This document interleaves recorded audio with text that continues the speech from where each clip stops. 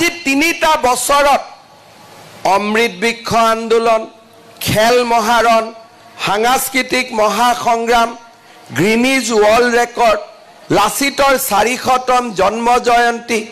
চৰাইদেউক বিশ্ব ঐতিহ্য ক্ষেত্ৰ, আমি জাতিটোৰ প্ৰাণ প্ৰতিষ্ঠা, জাতিটোক সঞ্জীৱিত কৰিবলৈ আমি কিমান প্ৰয়াস কৰিছোঁ। মোদীজীয়ে কয় বিকাশ ভি বিৰাসত ভি, ঐতিহ্যও লাগিব আৰু আমাক প্ৰগতিও লাগিব। আজি আমাৰ ঐতিহ্যৰ কাৰণে আমি পদে পদে প্ৰচেষ্টা কৰিছোঁ। আহোমৰ 10,000 সেনানীয়ে আলাবৈ ৰণত প্ৰাণ আহুতি দিছিল। আজি তাৰো স্মৃতি ক্ষেত্ৰ আমি আলাবৈত আজি আমি নিৰ্মাণ কৰি আছোঁ। সকলো জাতি সত্তা আজি আমাৰ এই প্ৰচেষ্টাত সকলো জাতি সত্তাক আমি আদৰি লৈছোঁ। আজি অসমত বঙালী ভাষী, হিন্দী ভাষী, নেপালী ভাষী, জনজাতি, অজনজাতি সকলো জাতি উপজাতি আজি লগ লাগি স্বৰ্গদেউ চুকাফাৰ বৰ অসম নিৰ্মাণৰ ফালে সকলোৱে আজি গতি কৰিছে। আমাৰ ৰাজ্যখন অৰ্থনৈতিকভাৱে আগবাঢ়ি গৈছে, আমাৰ ৰাজ্যখন সাংস্কৃতিকভাৱে আগবাঢ়ি গৈছে, ক্ৰীড়াৰ পৃথিৱীখনতো আজি আমাৰ ৰাজ্যখন আগুৱাই গৈছে। এটা আন্দোলন বিবৰ্জিত পৰিৱেশত শান্তি আৰু প্ৰগতিৰ এক নতুন সৌধ নিৰ্মাণ হৈছে প্ৰধানমন্ত্ৰী নৰেন্দ্ৰ মোদী ডাঙৰীয়াৰ নেতৃত্বত। যোৱা নিৰ্বাচনৰ সময়ত মই সোণাৰী ষ্টেডিয়ামত আহিছিলোঁ। ৰাইজক মই কৈছিলোঁ যে আপোনালোকে বিজেপিক ভোট দিয়ক, আমাৰ ল'ৰা ছোৱালীসকলৰ বাবে মই 1 লাখ চৰকাৰী চাকৰি দিয়াৰ ব্যৱস্থা কৰিম। মোক কোনেও বিশ্বাস কৰা নাছিলে যে 1 লাখ চাকৰি কেনেকৈ হ'ব, এটা দুটা চাকৰিয়ে নহয়। আজি 2 বছৰ 8 মাহত আমি 1 লাখ চৰকাৰী চাকৰি দিয়া আমি শেষ কৰিলোঁ। টকা পইচা কোনেও খাব নোৱাৰিলে, এটকা কোনেও ঘোষ খাব নোৱাৰিলে। আজি মই এই সোণাৰী সাপেখাতিত আকৌ কৈছোঁ যে অহা বছৰটোত আমি আকৌ নতুনকৈ 50,000 চৰকাৰী চাকৰি আমাৰ যুৱক যুৱতীসকলৰ বাবে মুকলি কৰি দিম। আজি অসমৰ ল'ৰা ছোৱালীয়ে বুজি পায় যে আমাৰ ভৱিষ্যত আছে। পঢ়া শুনা কৰিলে আমি চাকৰি পাম, দৌৰিলে আমি পুলিচত ভৰ্তি হ'ব পাৰিম। যোৱা কালিলৈকে মানুহে তাক বিশ্বাস কৰা নাছিল, বোলে টকা নিদিলে ক'ত চাকৰি হ'ব। আজি চাহ বাগিচাত 28টা মেডিকেল সিট আমি চাহ বাগিচাৰ বাবে সংৰক্ষণ কৰিলোঁ আৰু এইবাৰ 3টা আৰু বঢ়াই দি আমি 31টা মেডিকেল সিট চাহ বাগিচাৰ বাবে দিম। মই মুখ্যমন্ত্ৰী হোৱাৰ আগত অসমত চাহ বাগিচাৰ শ্ৰমিকৰ মজদুৰি আছিল 135 টকা। আজি চাহ বাগিচাৰ শ্ৰমিকৰ মজদুৰি 252 টকালৈকে বৃদ্ধি পালে। বাগিচাই বাগিচাই এম্বুলেন্স হ'ল, বাগিচাৰ লাইনত ৰাস্তা হ'ল। আজি বাগিচাসমূহত আমি নতুনকৈ হাইস্কুল স্থাপন কৰাৰ বাবে আগবাঢ়িলোঁ। গাঁৱত ৰাস্তা হ'ল, গাঁৱত প্ৰগতি হ'ল, গাঁৱত বিকাশ হ'ল। আৰু আজি মই আপোনালোকক আৰু এটা কথা ক'ব খুজিছোঁ যে 2026 চনৰ বিধানসভা নিৰ্বাচনৰ আগতেই আমি চৰাইদেউ চিকিৎসা মহাবিদ্যালয়ো আপোনালোকৰ সেৱাৰ বাবে মুকলি কৰি দিম। 26ৰ ইলেকশ্যনৰ আগতে আপোনালোকৰ মেডিকেল কলেজো আমি ইনগ্ৰেশ্যন কৰি থৈ যাম। নতুন DC অফিচ হ'ল, ষ্টেডিয়াম আৰম্ভ হৈছে আৰু আজি ভাবিব নোৱাৰাকৈ অসম মালাত নতুন নতুন ৰাস্তা ঘাটৰ আৰম্ভ হৈছে। মানুহে কল্পনাও কৰিব পৰা নাছিল যে ইমানবোৰ কাম এটা সময়তে কেনেকৈ হ'ব। শিৱসাগৰত মেডিকেল, চৰাইদেউত মেডিকেল, তিনিচুকীয়াত মেডিকেল, যোৰহাটত মেডিকেল, গোলাঘাটত মেডিকেল, ডিব্ৰুগড়ত আগৰ পৰাই আছে, ধেমাজিত মেডিকেল, লখিমপুৰত মেডিকেল। অসমত জিলাই জিলাই মেডিকেল কলেজ হ'ব, কোনেও কল্পনাও কৰিব পৰা নাছিল। আজি অসমত এতিয়া উদ্যোগ আহিছে 30,000 কোটি টকাৰ এটা উদ্যোগেই আজি আমি সেমিকন্ডাক্টৰ ইণ্ডাষ্ট্ৰি আনিছো চৰকাৰী চাকৰি আৰু কলেজে কলেজে আমি প্ৰশিক্ষণ দি এই ইণ্ডাষ্ট্ৰিতে আমি 20,000 ল'ৰা ছোৱালীক চাকৰি দিয়াৰ আমি ব্যৱস্থা কৰিম যিবিলাক কথা মানুহে আগত কল্পনাও কৰিব পৰা নাছিল মই যেতিয়া ৰাইজক কওঁ যে আমি বাইদেউসকলক লাখপতি বনাম তেতিয়া আমাৰ কংগ্ৰেছ বিলাকে কয় কেনেকৈ বনাব লাখপতি আৰে আমি কৈছো যদিতো আমি কৰিম আজি কংগ্ৰেছে বিশ্বাসেই কৰিব নোৱাৰে যে অসমত 40 লাখ মহিলা আত্মসহায়ক গোটৰ সদস্য আছে তেওঁলোকৰ বেংক একাউণ্ট আছে কংগ্ৰেছৰ দিনততো বেংক একাউণ্টটো নাছিল মোদীয়ে সকলোৰে বেংক একাউণ্ট খুলিলে এতিয়া আপোনালোকে ফৰ্মবোৰ ফিল আপ কৰি দিলে নে নাই কোনে কোনে দিলে হাত ডাঙকচোন ফৰ্ম কোনে কোনে ফিল আপ কৰিলে এতিয়া আপোনালোকে ফৰ্মবিলাকটো ফিল আপ কৰি দিলে খুব কম দিনৰ ভিতৰতে আপোনালোকৰ বেংক একাউণ্টত এদিন পুতুং কৰি 10,000 টকা সোমাই যাব হ'ব এই 10,000 টকাটো পোৱাৰ পিছত গিৰিয়েকক কোনে কোনে দি দিব কোনে কোনে দি দিব কোনেও নিদিয়ে বা ঘৰত লাচিতৰ চলে নে জয়মতী চলে কাৰ চলে লাচিত নে জয়মতী চাব আকৌ পিছত জয়মতীয়ে ভোট দিব লাচিতে আকৌ বেলেগ ফালে ভোট দি দিব তেতিয়া দিগদাৰি হ'ব আপোনালোকে ঠিক কথা কৈছো নে একদম আপোনালোকক মই আৰু এটা কথা কৈছো 10,000 টকাটো প্ৰথম এই 10,000 টকাটো পোৱাৰ পিছত কোনেও টকাটো পাই ঘৰৰ কামত খৰচ কৰি নিদিব 10,000 টকাটো পোৱাৰ পিছত আপোনালোকে সৰু খুৰা কিবা এটা কাম হাতত ল'ব হাঁহে পোহক মুৰ্গীয়ে পোহক ছাগলীয়ে পোহক মৌমাখি পোহক মৌমাখি বহুত ভাল কৰি উপাৰ্জন হয় খৰচো কৰিব নালাগে গৰুৰ গাই যি কৰক 10,000 টকাটো যিসকলে ভাল কৰি ব্যৱহাৰ কৰিব তেওঁলোকক আমি আৰু 25,000 টকা বেংকৰ একাউণ্টত আমি দি দিম প্ৰথমত 10,000 পোৱাৰ পিছত আমি সকলোকে চেক কৰিম যে 10,000 টকা কোনে কোনে ভাল কৰি খৰচ কৰিলে তেওঁলোকক আমি আৰু 25,000 টকা তেওঁলোকৰ বেংক একাউণ্টত আমি দি দিম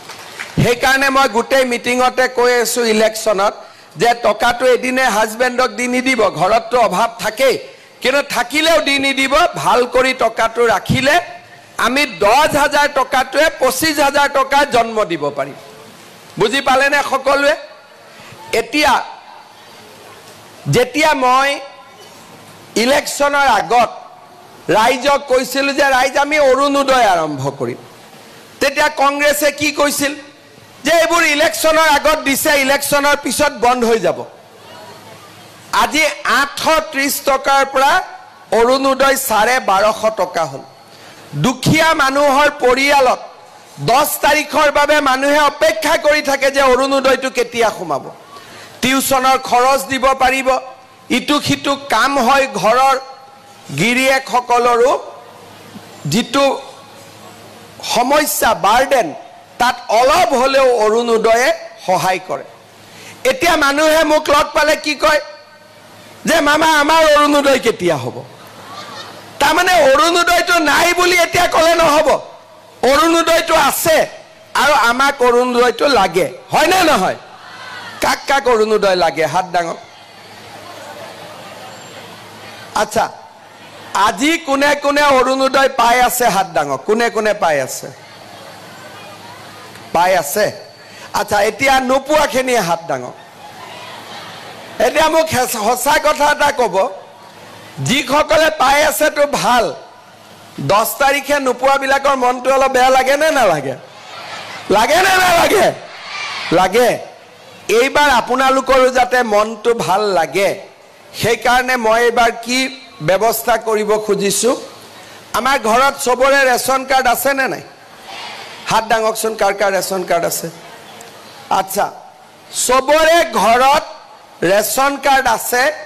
কিন্তু সবৰ ঘৰত অৰুণোদয় নাই হয় নে নহয় এতিয়া এইবাৰ আমি সিদ্ধান্ত লৈছো যে যাৰ যাৰ ঘৰত ৰেশন কাৰ্ড আছে তাৰ ঘৰতে আমি অৰুণোদয় এটা দি দিম এতিয়া আপোনালোকক আমি ফৰ্ম বিলাক দিছো ফিল আপ কৰি দি দিব যে কাৰ নামত অৰুণোদয়টো পঠাব লাগে ইলেকশ্যনৰ পিছতেই সেপ্টেম্বৰ মাহৰ আগতেই চৰাইদেউ জিলাৰ প্ৰত্যেকটো পৰিয়ালে অৰুণোদয় পাবে এই প্ৰতিশ্ৰুতি মই আপোনালোকক দিছো চৰাইদেউ জিলা বুলি কিয় কৈছো প্ৰথম আমি প্ৰমাণটো চৰাইদেউত কৰিব খুজিছো সোণাৰী মামৰা এই দুটা সমষ্টিত সেপ্টেম্বৰ মাহত দি আমি প্ৰমাণটো চাব খুজিছো যে ৰেশন কাৰ্ডে আমি অৰুণোদয় দিব পাৰো নে নাই কাৰণ ৰেশন কাৰ্ডৰ নম্বৰটো আমাৰ লগত আছে আপোনালোকে ফৰ্মত কাৰ্ডৰ নামটো লিখি দিব মহিলা গৰাকীৰ নামটো লিখি দিব বেংক একাউণ্ট নম্বৰটো দি দিব আমি পুতুং কৰি সেপ্টেম্বৰৰ 10 তাৰিখে সবৰ ঘৰত অৰুণোদয় মোক কি দিব আৰে ভোটটো আপোনালোকে ঘৰৰ লৰাকে দিব সোণাৰীৰ পৰা এমপি উঠিছে হয় না মোক কি দিব মোক ইয়াত আহিলে পিঠা পনা খুৱাব আৰু হ'ব আশীৰ্বাদও দিব পিঠাও খুৱাব হ'ব সোণাৰীত পিঠা ভাল হয় গটিকে মই যেতিয়াই গাঁৱত আহিম কাবাক লগ পাওঁ মোক লাহে কৰি পিঠা এখন দি দিব হেইটোৱে সবচে ডাঙৰ ঘোষ হ'ব তাতকৈ বেলেগ নালাগে আৰু আপোনালোকে একেবাৰে চিন্তা নকৰিব বিজেপি এডাল গছ মোদী এডাল বৃক্ষ তাতে আপোনালোকে পানী আৰু হাৰ দি থাকক গছ ডাঙৰ হৈ গৈ থাকিব আৰু যিমানে ডাঙৰ গছ হ'ব তাৰ সাত আমি সালৈ থাকি যাম আজি সেই কাৰণে কোনবাই আপোনালোকক কিবা কিবি কৈ থাকিব কোৱাটো শুনি লব কিন্তু 1 লাখ চাকৰিটো অকল বিজেপিয়ে দিব পাৰে বেলেগেটো দিব নোৱাৰে অৰুণোদয়টো বিজেপিয়ে দিব পাৰে বেলেগেটো দিব নোৱাৰে আজি মোদী ডাঙৰীয়াক চাওক এখন ৰেশন কাৰ্ড হল ৰেশন কাৰ্ডত প্ৰথম তেওঁ কি দিলে তেওঁ কিমান কেনেকে চিন্তা কৰে আপোনালোকে চাব প্ৰথম তেওঁ আমাৰ মানুহক কলে যে এটা বেংক একাউণ্ট বনাও তে মানুহে ভাবিলে বেংক একাউণ্ট বনাইনো কি হ'ব তথাপিতো মোদীজীয়ে কৈছে তো বেংক একাউণ্ট বনাই লওঁ জনধন বেংক একাউণ্ট হল বেংক একাউণ্ট হোৱাৰ পিছত তেওঁ ৰাইজক কলে যে ৰাইজ ৰেশন কাৰ্ড ল'ব লাগে আমি সকলোৱে ৰেশন কাৰ্ড ললো আজি আপোনালোকে দেখিছে সবে হাত দাঙিলে যি কেইগৰাকীয়ে ৰেশন কাৰ্ড পোৱা নাছিল আমি এই 4-5 মাহ আগত সকলোকে আমি ৰেশন কাৰ্ড দি দিলো এতিয়া কি হল আমাৰ বেংক একাউণ্টটো হল আমাৰ ৰেশন কাৰ্ডো হল ৰেশন কাৰ্ড হোৱাৰ লগে লগে আমি 5 কেজি কৈ চাউল আমি বিনামূলীয়াকৈ পোৱা আৰম্ভ কৰিলো তাৰ পিছত মোদীজীয়ে কি উলিয়ালে যে উজ্জ্বলা গেছ মানে কি বজাৰত গেছৰ দাম যিমান টকা হ'ব তাতকৈ উজ্জ্বলা গেছৰ দাম 300 টকা কম হ'ব তাৰ মানে প্ৰত্যেক মাহে মোদীজীয়ে আমাৰ বেংক একাউণ্টত উজ্জ্বলা গেছৰ কাৰণে 300 টকা পঠাই দিলে তাৰ পিছত মোদীজীয়ে কি কলে যে মানুহৰ স্বাস্থ্য যদি কাবাৰ ঘৰত ক্যান্সাৰ হয় ভগৱানে নকৰক কিডনিৰ বেমাৰ হয় ডাঙৰ অসুখ হয় প্ৰথমতে আমাৰ কোলৈকে চিন্তা কৰে যে বেংকত কিবা টকা আছে নেকি গাঠিত কিবা ধন আছে নেকি মাটি দুখৰ বন্ধকত দিও নেকি মোদীজীয়ে কি কৰিলে যে মাটিও বন্ধকত দিব নালাগে গাঠি ধনো ভাঙিব নালাগে ৰেশন কাৰ্ড থাকিলে আপুনি আয়ুষ্মান ভাৰতৰ কাৰ্ড পাব আৰু আয়ুষ্মান ভাৰতৰ কাৰ্ড পালে 5 লাখ টকালৈকে বিনামূলীয়া আমি চিকিৎসা পাম এতিয়া মই কি কলো যে ৰেশন কাৰ্ড পোৱাৰ লগে লগে আপোনালোকে অৰুণোদয় এটাও পাব আৰু এটা কাম আমি কৰিব খুজিছো যেটো আপোনালোকে গম পালে ৰাতি চিন্তা কৰিলে আপোনালোকে মনটো ভাল পাব মানুহ মৰণশীল মৃত্যুৰ ওপৰত কাৰো অধিকাৰ নাই তাক ভগৱানে নিৰ্ধাৰণ কৰে কিন্তু পৰিয়ালৰ মুৰব্বী মানুহজন যেতিয়া মৃত্যু হয় ঘৰখন ভাঙি যায় ধাৰু থাকে টকা পইচাও নাথাকে চিকিৎসাটো পইচা গল ঘৰখন ভাঙি যায় এইবাৰ আমি চিন্তা কৰিছো কি যে ৰেশন কাৰ্ড থকা পৰিয়ালৰ মুৰব্বী মানুহজনক আমি সৰকাৰী খৰচত এটা ইন্সুৰেন্স কৰাই দিম প্ৰিমিয়াম সৰকাৰে দিব প্ৰিমিয়াম ৰাইজে দিব নালাগে কিন্তু নমিনি ঘৰৰ মানুহ এজন থাকিব ভগৱানে নকৰক মানুহজনৰ যদি মৃত্যু হয় এক্সিডেন্ট হয় ইন্সুৰেন্সৰ নমিনি হিচাপে আমি ইন্সুৰেন্সৰ পৰা টকা কেটা লৈ আহিব পাৰিম ঘৰখনে অলপ হলেও শান্তি পাব তামনে চাওক এখন ৰেশন কাৰ্ড হল 5 কেজি চাউল হল উজলা গেছ হল ডাঙৰ লৰা মাজু লৰা তাৰ পিছত আয়ুষ্মান ভাৰতৰ কাৰ্ড হল 3 নম্বৰ লৰা অৰুণোদয় পালো 4 নম্বৰ ছোৱালী আৰু ইন্সুৰেন্স হল 5 নম্বৰ লৰা তামানে এখন ৰেশন কাৰ্ডৰ 5টা বাচ্চা হেবলি ঘৰত 5টা বাচ্চা জন্ম নিদিব আকৌ ঘৰত দুটাই ঠিক আছে হয় নে নহয় যাৰ হল হল আৰু যাৰ হোৱা নাই তাৰ কাৰণে দুটাই ঠিক আছে দুটাতকৈ বেছি গলে লৰা ছোৱালী পঢ়া শুনাত দিগদাৰ হৈ যায় আপোনালোকে চাব এই হাপেখাতি খুনাৰী চৰাইদেউতে চাব আমাৰ গুণোৎসৱত সদায় চৰাইদেউ জিলা প্ৰথম দ্বিতীয় তৃতীয়ৰ ভিতৰতে থাকে আৰু মেট্ৰিকতো চৰাইদেউ প্ৰথম দ্বিতীয় তৃতীয়তে থাকে এতিয়া কথাটো হল যে মেট্ৰিক পাস যিমান ছোৱালীয়ে পাস কৰে বা লৰাই পাস কৰে সব কিন্তু কলেজত নাম ভৰ্তি নকৰে কিয় কলেজত নাম ভৰ্তি নকৰে আগতে নাম ভৰ্তি কৰোতে 10,000 টকা লাগে অহা জুৱা খোৱা কিতাপ কিনা বছৰত প্ৰায় 25,000 টকা খৰচ কৰিব লাগে এটা লৰা বা এটা ছোৱালীক পঢ়াবৰ কাৰণে দেউতাক মাকৰ যদি দুজন লৰা ছোৱালী থাকে 50,000 টকা লাগে কোৰ পৰা পাব 50,000 টকা গটিকে মেট্ৰিকত ভাল ৰিজাল্ট কৰাৰ পিছতো